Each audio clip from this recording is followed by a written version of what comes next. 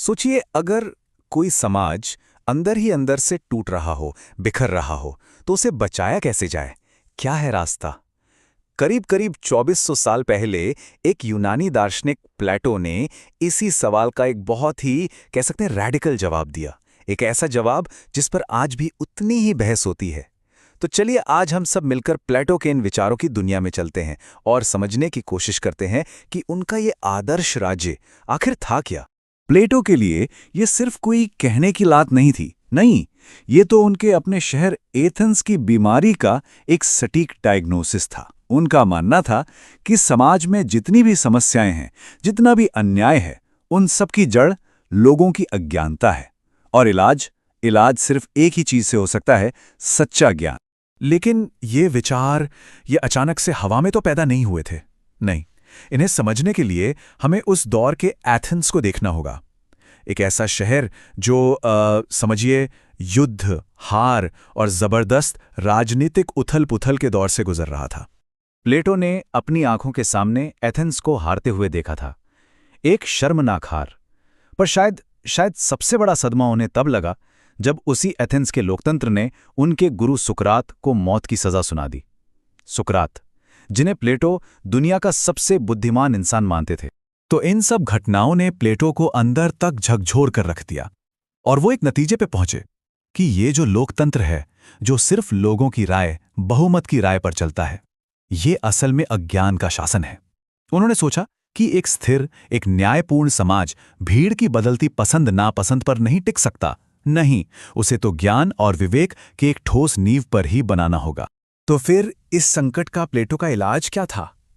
उन्होंने अपनी सबसे मशहूर किताब द रिपब्लिक में एक आदर्श राज्य का पूरा ब्लूप्रिंट ही तैयार कर दिया।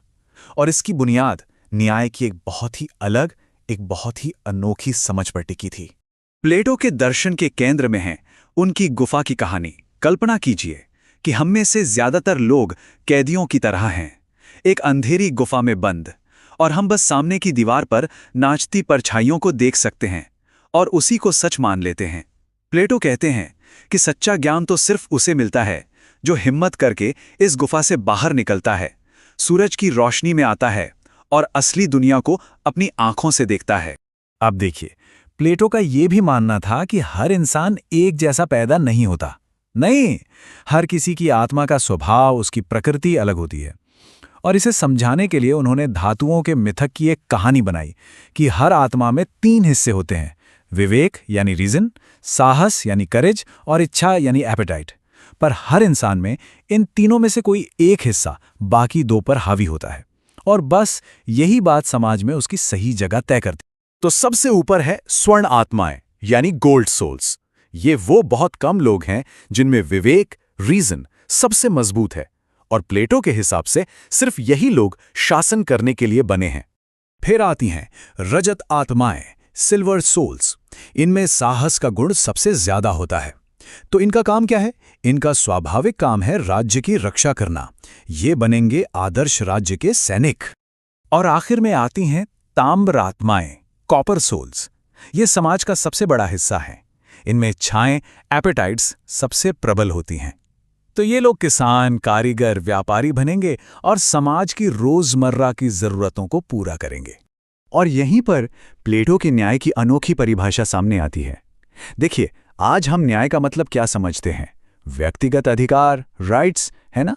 प्लेटो का आइडिया इससे बिल्कुल उल्टा है।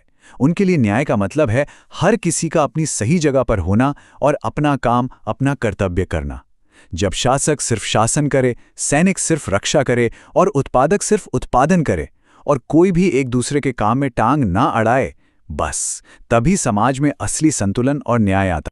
लेकिन एक बहुत बड़ा सवाल उठता है, ये कैसे पक्का किया जाए कि ये जो शासक और सैनिक हैं, ये जो गोल्ड और सिल्वर सोल्स हैं, ये कभी भ्रष्ट नहीं होंगे, कभी लालच में नहीं पड़ेंगे? यहां पर प्लेटो का जो जवाब है वो शायद और भी ज्यादा चौंकाने वाला है। प्लेटो ने समाज को बिल्कुल 2 हिस्सों में बांट दिया। एक तरफ है उत्पादक वर्ग, उन्हें अपना परिवार रखने की, अपनी संपत्ति रखने की पूरी इजाजत है। लेकिन जो संरक्षक वर्ग है, यानी शासक और सैनिक, उनके लिए प्लेटो ने एक बहुत ही कठोर जीवन रखा।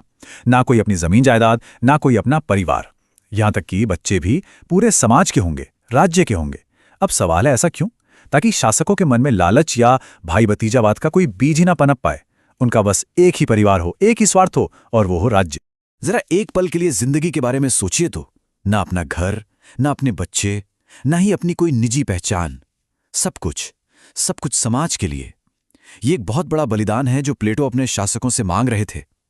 सवाल यह है कि क्या कोई अपनी मर्जी से ऐसी जिंदगी जीना चाहेगा? दरअसल प्लेटो की ये जो पूरी की पूरी जटिल व्यवस्था है ना, ये सिर्फ एक ही लक्ष्य के लिए बनाई गई थी, और वो लक्ष्य था एक ऐसे शासक को तैयार करना जो शासन करने के लिए सबसे ज्यादा योग्य हो। तो आखिर वो कौन हो सकता है? कौन है वो जो उस अज्ञान की गुफा से बाहर निकल चुका है, जिसने असलियत को, परम सत्य को देख लिया है, और जो बिना बिल्कुल किसी निजी स्वार्थ के राज कर सकता है? प्लेटो का जवाब है दार्शनिक राजा, फिलोसोफर किंग। लेकिन कोई रातों रात दार्शनिक राजा नहीं बन सकता। अरे नहीं, इसके लिए पूरे 50 साल की एक लंबी, कठिन शिक्षा और परीक्षा से गुजरना पड़ता है। 20 साल की उम्र तक पढ़ाई और मिलिट्री ट्रेनिंग, फिर अगले 10 साल गणित और तर्कशास्त्र, फिर 5 साल दर्शन शास्त्र का गहरा अध्ययन, और फिर 15 साल तक दुनिया में रहकर प्रैक्टिकल अनुभव। सब कुछ है इसमें। और जो भी इस कठिन सफर के हर पड़ाव को पार कर लेगा, सिर्फ वही 50 साल की उम्र में शासन करने के काबिल माना जाए। तो आखिर कैसा है ये दार्शनिक राजा? देखिए, वो विवेक से चलता है। उसने परछाइयों को नहीं बल्कि सच्ची हकीकत को देखा है। उसका कोई अपना परिवार नहीं, कोई अपनी संपत्ति नहीं। उसे पूरी एब्सोल्यूट पावर दी जाती है। पर सबसे दिलचस्प बात पता है क्या है? प्लेटो कहते हैं कि सबसे अच्छा शासक असल में वो है जिसे शासन करने में कोई दिलचस्पी ही नहीं है। वो सत्ता के पीछे नहीं भागता, बल्कि एक कर्तव्य की तरह, एक जिम्मेदारी समझकर शासन करता है। अब ये सब सुनने में तो बहुत ही आदर्शवादी लगता है ना? एक यूटोपिया जैसा। लेकिन क्या ऐसा राज हकीकत में बन भी सकता है? मजे की बात यह है कि अपनी जिंदगी के आखिरी सालों में प्लेटो ने खुद इस सवाल पर बहुत गंभीरता से सोचा।